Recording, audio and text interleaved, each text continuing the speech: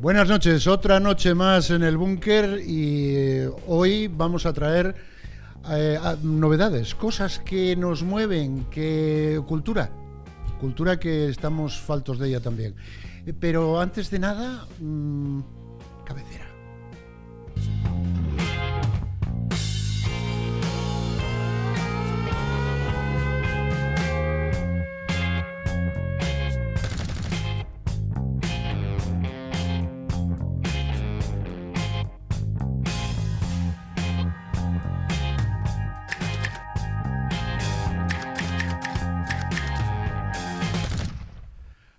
Bueno, pues esta noche tenemos invitado a Rafael Gutiérrez Testón, que es el presidente de la Asociación de Libreros de Asturias. Buenas noches, Rafa. Muy buenas noches, encantado de estar aquí. Rafa para los amigos. Rafa, y para los que no lo son también. Rafa. También. Sí. Rafa. Rafael ya lo usa todavía mi madre para reñirme de vez en cuando, entonces dejemos el Rafa. Igual que a mí mi mujer cuando dicto el nombre. Oye, yo hay una cosa, porque yo sé que tú, al margen de ser presidente de los libreros de Asturias y llevar la dirección de una librería en Oviedo que se llama La Buena Letra. No, en Gijón. Perdón, en Oviedo, en Gijón, vaya comando. Eres el presidente de la Asociación de Libreros. ¿Qué te impulsa a dejar de dar clase, que tú eres filólogo? Uh-huh. Sí. A dejar de dar clase como profesor y decir, bueno, pues me lanzo a esta aventura que además te lanzaste casi en plena crisis, ¿no?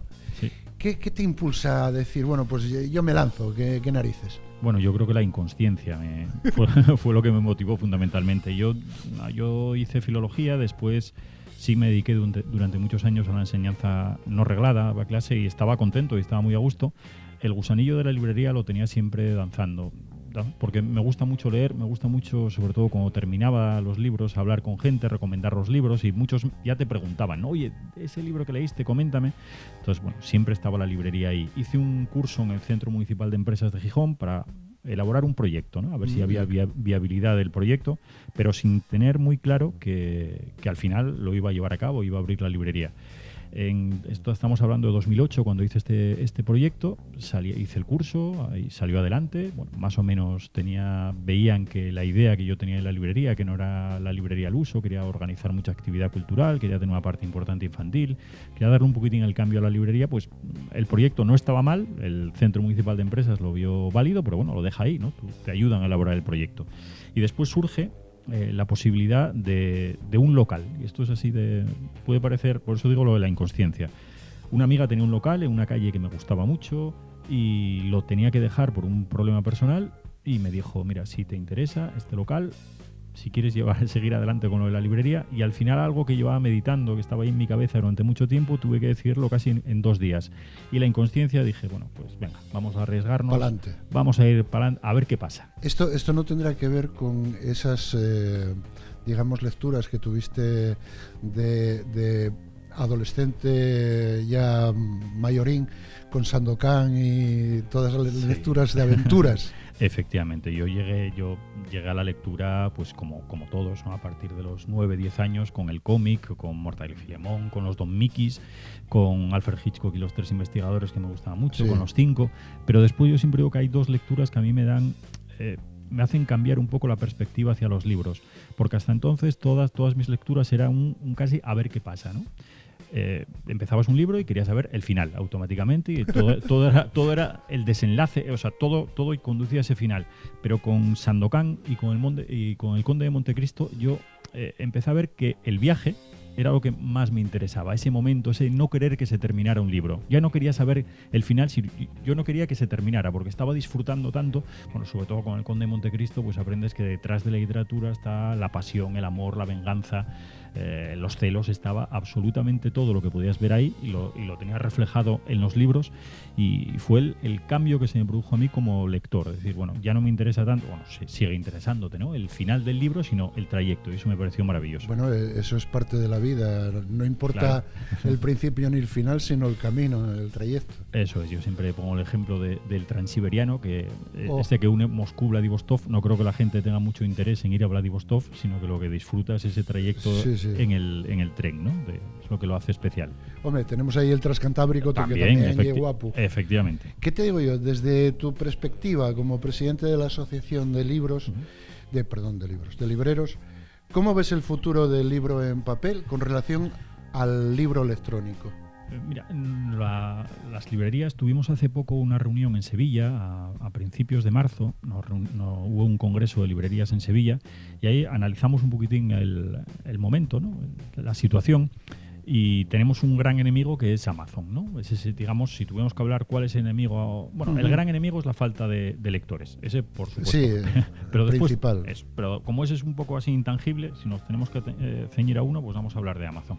Pero, sin embargo, una de las conclusiones que se sacó en el Congreso, y yo creo que es muy acertada, es que Amazon nos engañó durante mucho tiempo con el libro digital, y que su gran amenaza, nos la está produciendo ahora, que es la venta de libro físico, pero a través de su plataforma. Es decir, que la gente en casa le dé al ratón del ordenador y el libro físico le aparezca en el buzón de su casa al día siguiente.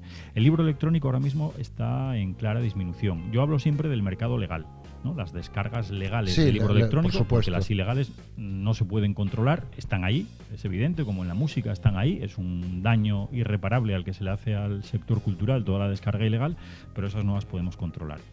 Lo que sí está censado, lo que sí está numerado, que es las descargas legales del libro electrónico, están disminuyendo, están en retroceso, creo que es un 1,4% lo que disminuyó el año pasado en el mercado nacional. Pero lo que está aumentando sobre todo es la venta del libro físico a través de las plataformas digitales.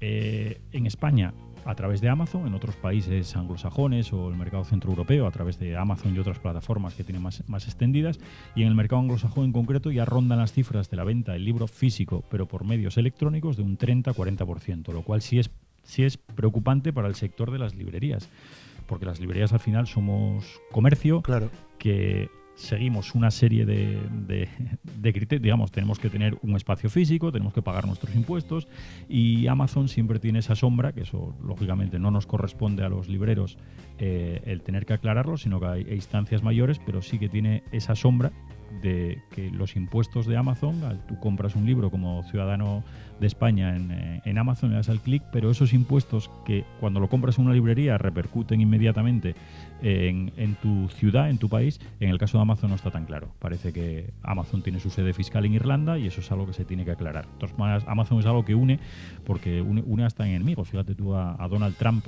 también, que lo tiene como enemigo. Hay un superpegamento que se llama euros, dólares, rublos, o sea, la pasta.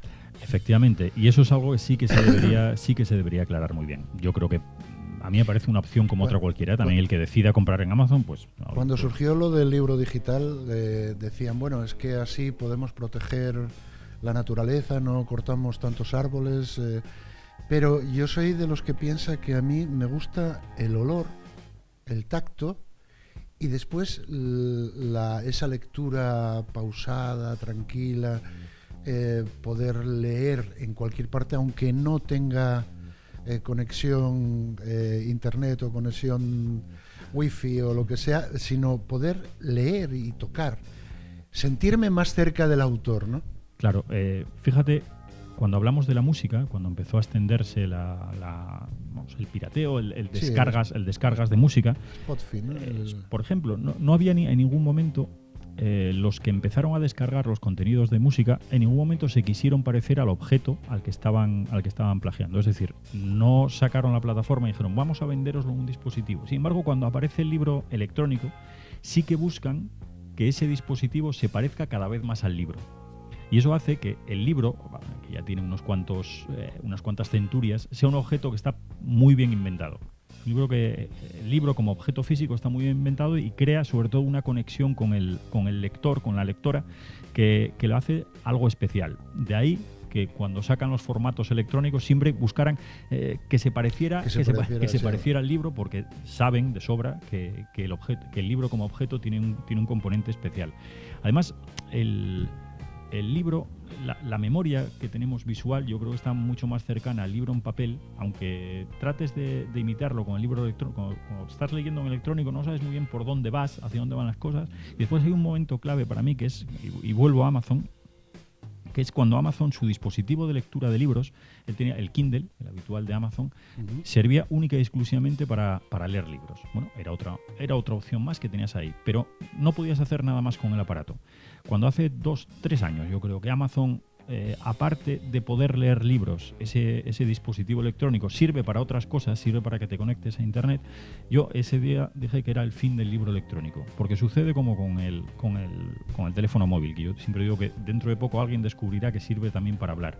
El teléfono móvil sirve para cualquier cosa ahora mismo, menos para hablar por teléfono. Gente lo está utilizando. Te conectas a internet, buscas. Entonces, cuando el dispositivo electrónico para leer libros además te conecta a internet, leer libros pasa a ser una opción secundaria. Empiezas a conectarte a internet, bajarte películas, chatear, lo que tú quieras hacer, menos lo que es leer libros. Y ahí vamos a lo que yo creo que es el gran problema, que es la falta de lectores, que eso es lo que tenemos que todas las personas implicadas, medios de comunicación, distribuidores, editores, libreros, bibliotecas, administraciones, yo creo que todos debemos luchar más que por cómo se lea, que yo ya doy, si ahora mismo me dicen los índices de lectura van a aumentar exponencialmente si solo se lee en electrónico, pues bendito sea el electrónico y adelante, luchemos por él y ya buscaremos las librerías la forma de reinventarnos, pero lo que queremos es que se aumente la lectura. Lo que temo muchas veces es que con los dispositivos electrónicos lo que vamos es a disminuir los índices de lectura. Sí, sería una forma de decir, bueno, a veces cuando te pones a estudiar necesitas tener claras las ideas, y si te pones a estudiar con el ordenador igual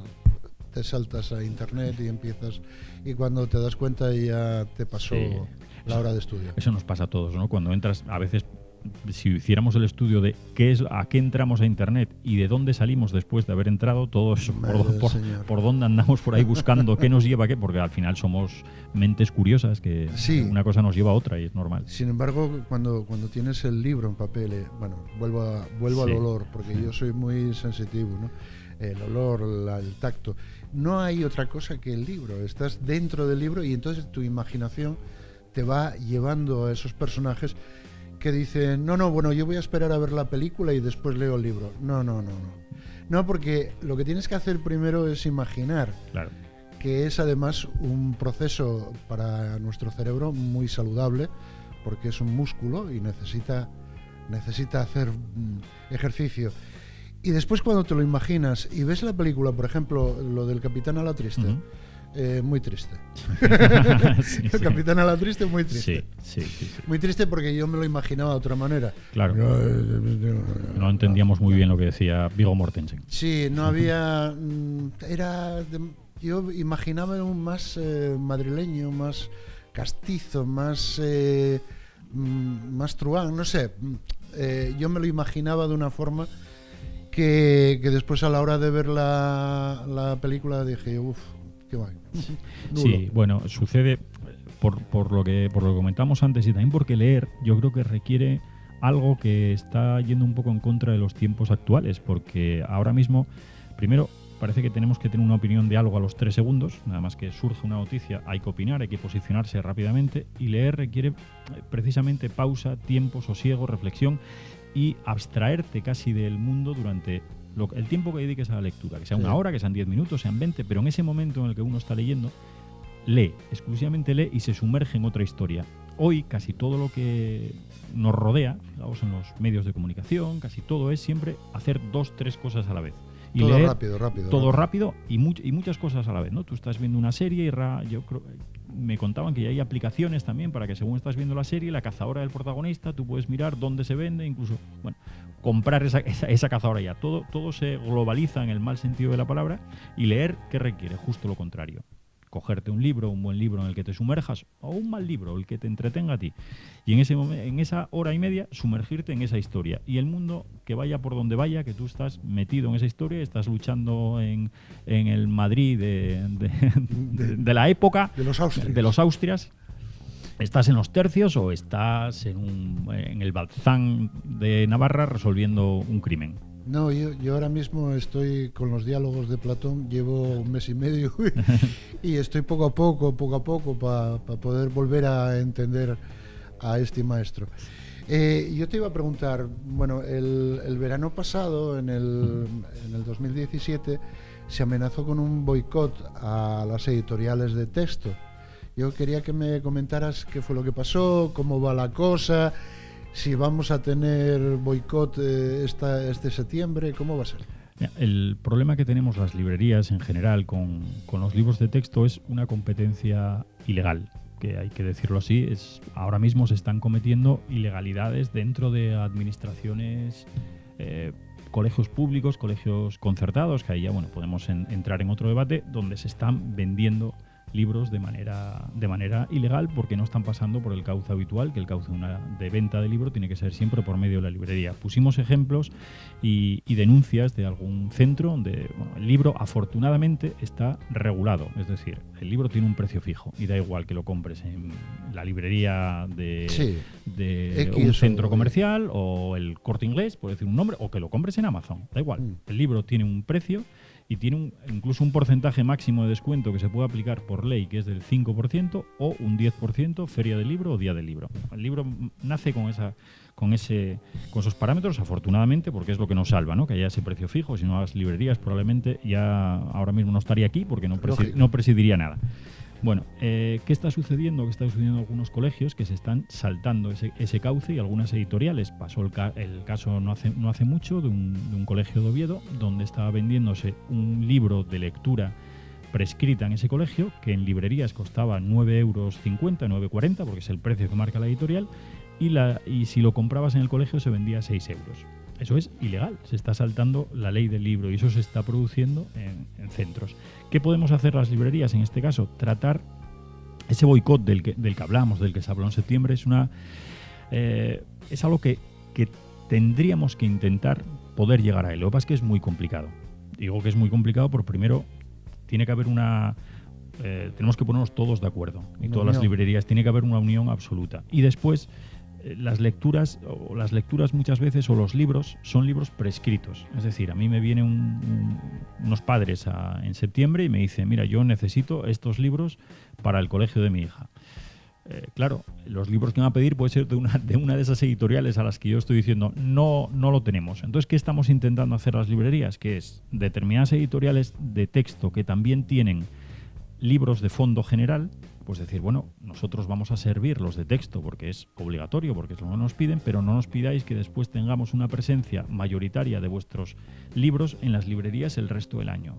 Porque si durante la época en la que las librerías podemos hacer un poco más de caja, y ojo que los márgenes que se manejan con el libro de texto son muy pequeños, y cuando hablamos de las librerías muchas veces automáticamente se viene a la cabeza, si hablamos de Asturias, de determinadas librerías de Asturias, Gijón, Oviedo, Avilés, grandes librerías, grandes, pequeñas, que están en el centro.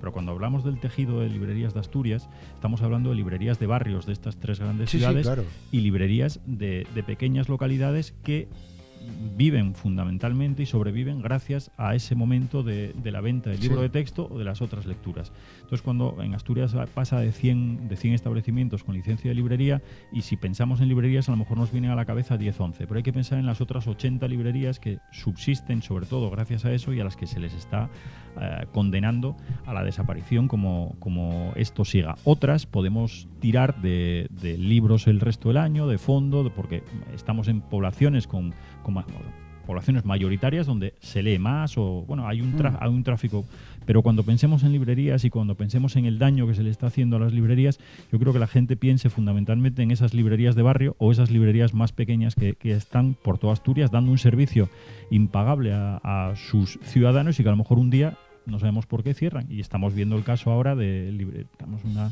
época en la que no hace mucho cerró una librería emblemática en Asturias, como es la librería Ojanguren, donde la librería Santa Teresa en Oviedo está anunciando el cierre también, donde en Gijón una librería estupenda, como es la librería Cornión, anuncia el cierre también para junio, en este caso por motivos de jubilación.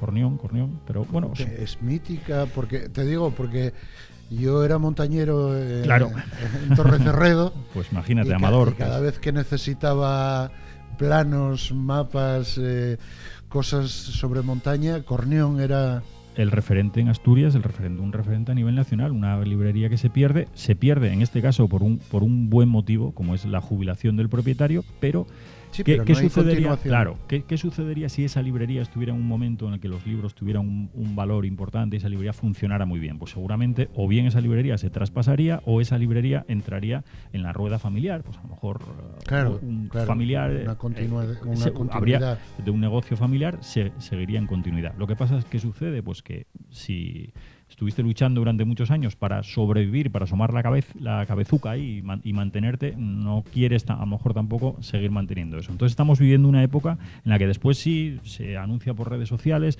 ay, qué lástima que cierran las librerías, qué pena que cierran las librerías, como pasó con los cines, ¿no? Es una lástima que cierran los cines, pero hay que preguntarse cuántas veces fuiste al cine para decir, que el cine sobrevive. Pues muy fácil ahora darle un botonín de me gusta o me entristece que cierre determinada librería, pero lo que yo animo a la gente es que si no queremos que esas librerías desaparezcan, hay que dar juego. Hay que dar juego y hay que ir a ellas. Sobre todo por un tema también impositivo, ¿eh? Nosotros, el mundo del libro, sobre todo en Asturias, es un mundo que genera bastantes puestos de trabajo y que se queda en Asturias. Si hablamos de bibliotecas de Asturias, si hablamos de editoriales asturianas, hablamos de distribuidores asturianos, de librerías de Asturias, donde todo ese flujo de dinero es circular, se sigue quedando en Asturias. Cuando compramos directamente a editoriales, cuando compramos en grandes cadenas, cuando compramos por internet, ese dinero no se queda en Asturias, se va no sabemos a dónde. Y hay una pregunta que te quería hacer también sobre... En estos momentos hay la literatura en asturiano. ¿Cómo ves el futuro de esa literatura en asturiano con relación a la literatura en castellano? Bueno, tenemos que pensar siempre que juegan de entrada por volumen de hablantes, juegan en ligas diferentes, digamos, ¿no? El castellano es una lengua que en Asturias se habla, y el asturiano es una lengua que en Asturias se habla también, pero menos. Entonces, lógicamente, la lectura que tiene que haber, es lógico que en asturiano se lea menos, es lógico que en asturiano se compre menos, porque se habla menos que el castellano. Ahora bien, hay una muy buena literatura. Yo pongo un ejemplo de un libro publicado el año pasado por Ediciones Saltadera, que se llama Paisaje Nuestro, de Vanessa Gutiérrez. Ese ensayo en el que Vanessa reflexiona, me parece de lo mejor que se escribió en Asturias, el año pasado, independientemente del idioma en el que esté, que en este caso estaba escrito en asturiano. Entonces yo creo que la literatura en asturiano juega con dos problemas. Juega por una parte con el problema de las propias librerías, que aquí hay que decir también qué estamos haciendo nosotros las librerías mal. Estamos haciendo dos cosas mal, fundamentalmente. Una, simplemente los libreros, las libreras somos prescriptores de literatura, ¿no? Nosotros vienen y nos preguntan. Ahora si nos preguntan qué libro leíste para que recomiendes. Entonces, ¿qué tendríamos que tener también las librerías o los responsables de librerías? Pues a lo mejor leer también en asturiano, porque si leemos en asturiano podemos recomendar esas obras que están escritas en asturiano y no lo estamos haciendo. Y por otra parte, es la presencia también, que a veces esa presencia de libros en asturiano en el escaparate de las librerías. Por también nosotros tendríamos que tratar de apoyar esa literatura en asturiano, porque aquí no hay que olvidar que hay grandes autores. Hablamos de Vanessa Gutiérrez, hablamos de Berta Piñán, hablamos de propio Antón García, de responsable de Saltadera, hablamos de Pablo Antón Marín Estrada. Hay grandes autores ahora mismo que están escribiendo, publicando en asturiano y a lo mejor no les estamos dando la visibilidad adecuada. Y por otra parte, pues tiene que haber el otro punto, que haya una población interesada en adquirir literatura en asturiano. ¿Qué vemos detrás de las librerías? Pues que hay hay unas buenas ventas, y hablamos solamente de ventas en, a lo mejor, literatura infantil, en poesía, en el cuento, pero más dificultad de la venta de la novela escrita en asturiano. Y eso yo creo que puede ser muchas veces achacable a la falta de lectores en asturiano que puedan entender perfectamente una novela y sobre todo, lo que pasa es que yo creo que ahí tenemos que entrar nosotros también, decir, bueno, vamos a ello, vamos a leer, porque al final yo creo que si nos esforzamos un poco lo leemos. Es que todo tiene que ser así, tenemos que nosotros también aportar ese poquitín de fuerza para que empiece a salir todo como tiene que salir. Quisiera quedar contigo para otras ocasiones porque me están diciendo desde realización que nos queda muy poco tiempo. No me enrollo mucho. No, simplemente me queda en el tintero el sello de calidad y me gustaría tener en otra ocasión el que me pudieras hablar sobre el sello de calidad. Cuando queráis. No me digas eso porque ya mañana mismo ya estamos otra vez. Sin problema. Y poder contar contigo en otras ocasiones, sobre todo para saber qué está despuntando en Asturias a nivel de literatura, tanto asturiana como castellana o española. Pues yo cuando queráis a vuestra disposición, encantado de hablar de libros y de deportes, lo que más me gusta, o sea que encantado. Bien, pues yo hablar de libros es maravilloso y sobre todo abrirlo y oler esa literatura, ese blanco sobre negro. Efectivamente. Rafa, pues muchísimas gracias, espero tenerte aquí y encantadísimo de que vengas a visitarnos al búnker. Aquí me encontré muy a gusto. Bueno, pues voy a deciros a esta gente, serán 15 o 14 millones de personas, poca cosa, pero bueno, y que van poco a poco haciéndose, ¿no?